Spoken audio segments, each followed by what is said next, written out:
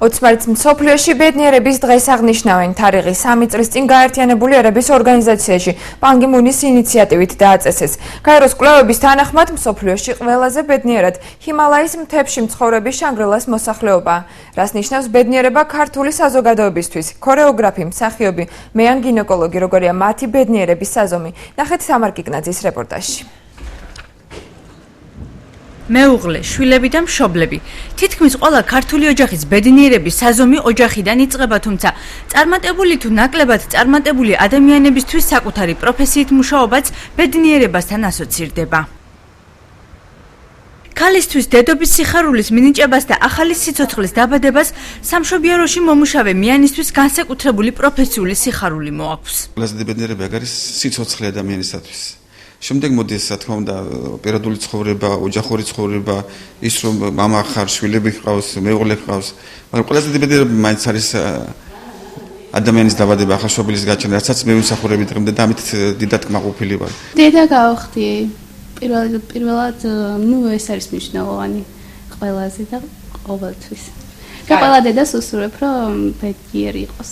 პირველად ოჯახი და შემდეგ სცენა. მაყურებელი და მათი ოვაცია ანიჭებს ყველაზე დიდ ბედნიერებას ბათუმის თოჯინებისა და მოზარდ მაყურებელთა თეატრის მსახიობს.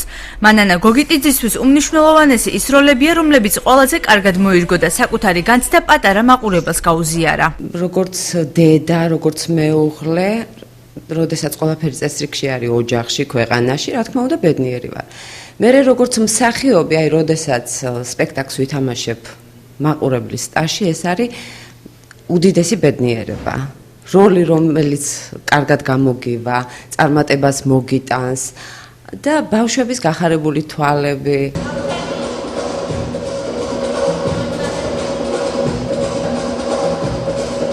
ყველაზე ბედნიერად თავს პატარა მეგობრებთან გრძნობს ქორეოგრაფი ნათია შალიკაშვილი.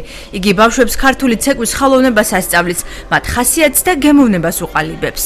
ბედნიერი ვარ იმით, რომ დღეს მაქვს იმის საშუალება, რომ შვიდად, ლამაზად, წყნარად, არანაირი სხვა ზედმეტი პრობლემის გარეშე უკვე შემიძლია, რომ შვიდი ნერვებით ვამეცადინო და ვასწავლო ბავშვები და ვაზიარო ქართულ ხელოვნებას. ეს არის ჩემთვის ბედნიერება.